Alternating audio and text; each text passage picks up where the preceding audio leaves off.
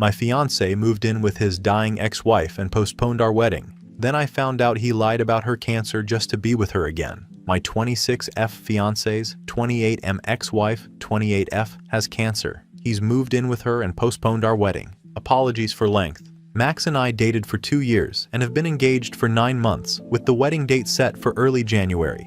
We have a healthy, honest relationship, and I've never had any reason to doubt him. He and Caroline were high school sweethearts who married very young. They were both 22, right out of college. They divorced after 2 years. Max told me that they got married too quickly and didn't realize how different their relationship would be in the real world, i.e., when they were both working full-time jobs and struggling to pay the rent. They split up on good terms, but didn't keep in touch. He remained in our home city, while she pursued a modeling career and began traveling extensively. 3 months ago, Caroline contacted Max over Facebook out of the blue, saying she was in town and wanted to meet for coffee. He agreed. Over coffee, she told him that she had recently been diagnosed with stage 4 breast cancer. Her odds of survival were low, but she was determined to fight it through surgery and chemo. She said that all she wanted was for Max to be by her side throughout her treatment. Caroline's parents died shortly after she married Max. She has no siblings, and the rest of her family lives overseas. She described Max as the closest thing to family she has left. I absolutely sympathize with Caroline. The next day, Max had her over to our apartment, and she was completely lovely, clearly trying very hard to be optimistic, even in the face of her life potentially ending before she turns 30. I feel terrible for her and for the situation that she's in, and I fully supported Max being there for her. Her first surgery was later that month. Max flew across the country. We live on the East Coast. She's on the West, and checked into a hotel a few minutes from her apartment. He's a writer, so working from his laptop is no issue.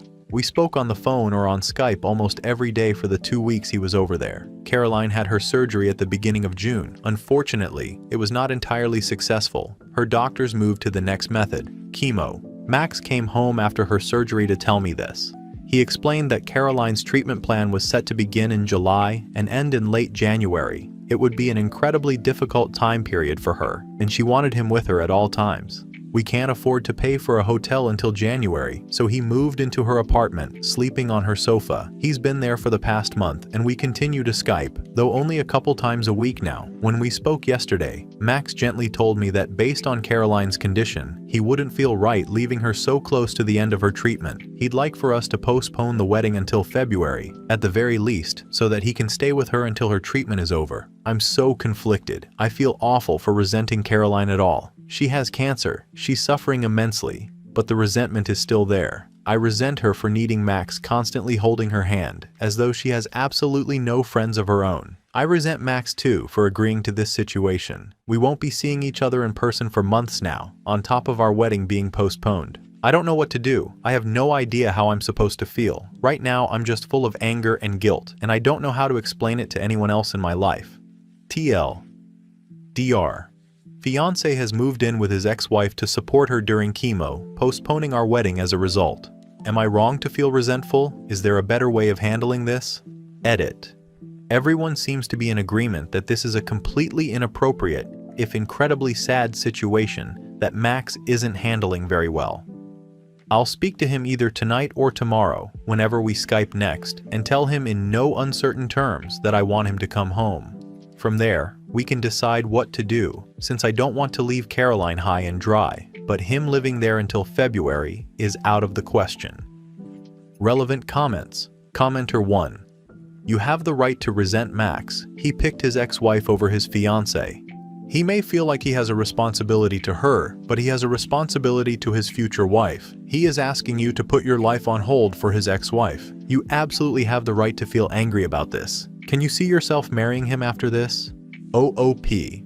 Honestly, I don't know. Part of me feels like I should admire him, as in, oh, look at how selfless he's being for her. But the other part is thinking, but what about me? I want him to come home, but am I really going to demand that he leave his dying ex-wife alone? Before he left, he said, we've got our whole lives to spend together. She might only have a year. Commenter 2. He's intending on living with his ex until February? And you are to do what? Just wait? No. Your resentment and discomfort is not wrong. I feel intense sympathy for her. For your partner. Absolutely. Death is a terrifying cold thing. But he's supposed to be with you. It was not her right to ask him to be with her as a husband is through this horror. Did she ask you? My fear is, okay, so February comes, her chemo's done, now she's weak and miserable from chemo. Is he going to leave her then, feeling like that? He should not have asked you over Skype. He should have been there in person. When is the next time you are supposed to see him? OOP. We're not in a bad place financially, but we just couldn't afford a plane ticket every month. We've been trying to save up to buy a house after the wedding, not to mention the cost of the wedding itself. So to answer your question, end of January or early February, that's when I'll be seeing him in person, according to his plan. Commenter de. So, just before the wedding? He expects to spend all this time away from you and then just marry you, without you getting any warming up time to get to remember what it's like to be close to him?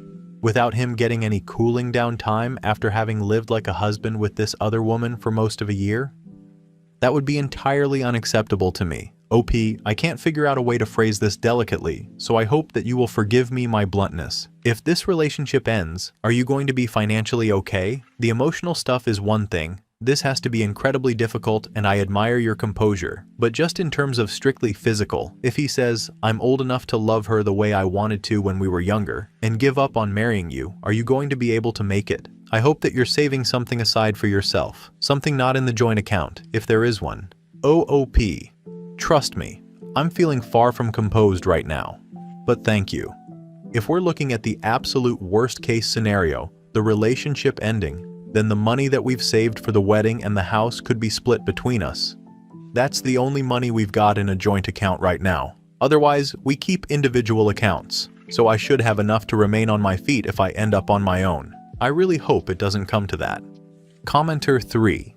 I feel horribly crass saying this, but I can't imagine them living together as former lovers near the possible end of her life, and them not sleeping together at some point. Admittedly, she'll be in an awful physical state, but it's such an emotionally charged situation that it's highly likely. It might be a good idea to schedule a couple sessions with an experienced relationship and grief counselor because it's an unusual problem, and if handled inappropriately, it could end your relationship. Edit. Changed marriage to relationship. OOP. I'd be lying if I said I hadn't thought that, but I hated myself for even considering it. Max has never given me a reason to doubt him, and Caroline's intentions seemed innocent, but I have no idea what state she's in now. The only time I met her was back when she visited our apartment. Commenter 4. I think all of you painting Caroline as if she did something wrong are stupid. Max deserves 100% of the blame. Caroline is allowed to ask whoever she wants, whatever she wants to ask them. Max is allowed to say, no, ex-wife, I won't leave my wife-to-be for you, not now, not ever, and not face any judgment, because what an absurd thing that is to do. OP, I don't know how you can possibly recover from this one. You are not selfish to leave this relationship. You are not selfish to tell him he comes home right now, or it's over. You're not selfish to resent him or her for what they've put on you, but you should make sure you understand that he is 100% to blame for this. He, at every moment along this path, should have taken a look around and realized he was engaged to you, not her, and it is not his fault that she has no one closer than him. Also, he's literally living with his ex-wife. Can you imagine any circumstance where a guy leaves his fiancée to live with his ex-wife and they aren't, at the very least, cuddling and extremely emotionally intimate? I'd be done with him if I was you. What an obscenely selfish man. OOP. Wow, I needed to read that. You're right. Seeing so many people in agreement that Max and Caroline, though mostly Max, are being selfish, has decided me.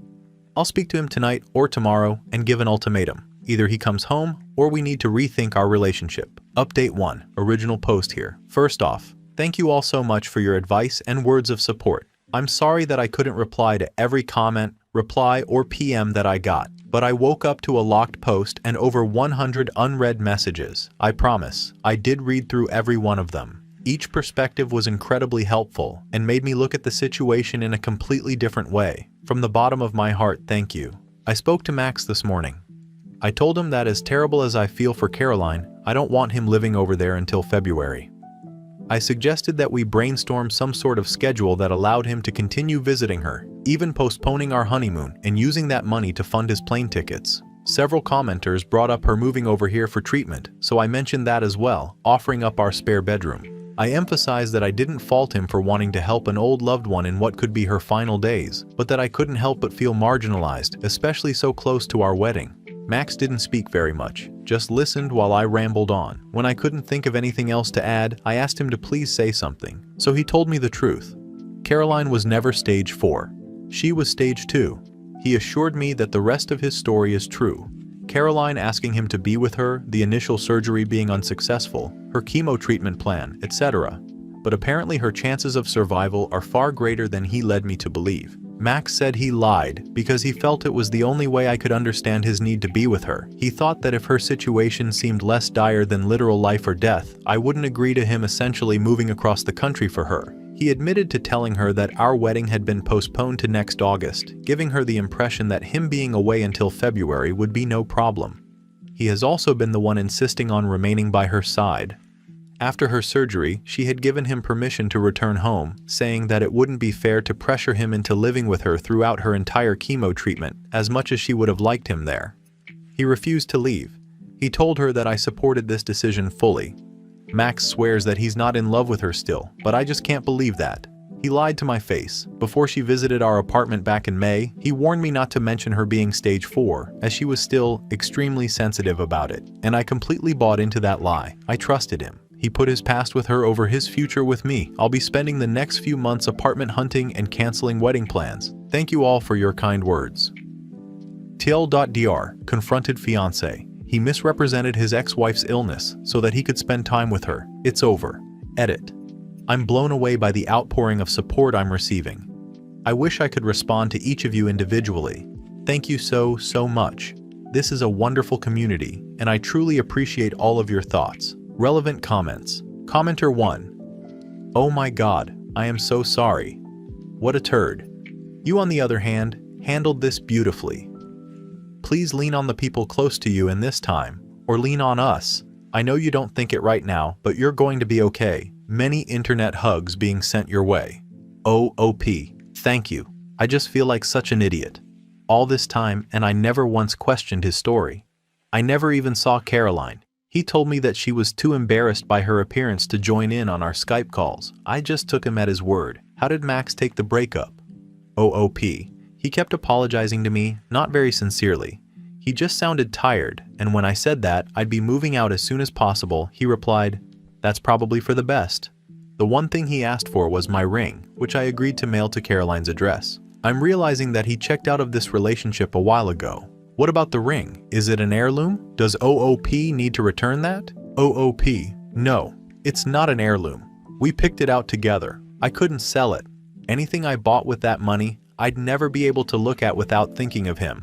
I'm more than happy to return the ring to him because it's a no-strings-attached way of getting it out of my life. Hopefully, it can be a nice reminder to him of me and why our relationship ended. OOP can leave the ring on that counter and let Max deal with it.